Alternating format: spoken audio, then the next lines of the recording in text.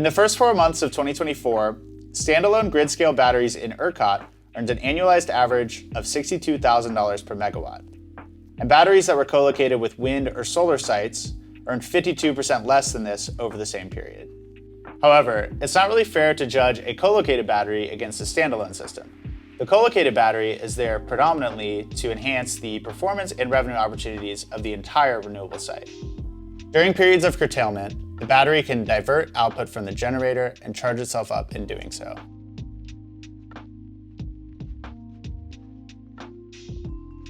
And batteries specifically co-located with solar sites tend to charge and discharge more aggressively during their peak periods. However, just like with standalone systems, there is a huge disparity between the highest earning co-located systems and the lowest.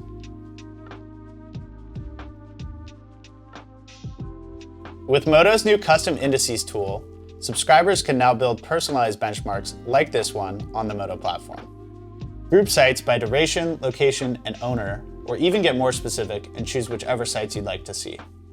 And to read more about co-located battery performance, check out the full article now. Thanks for watching.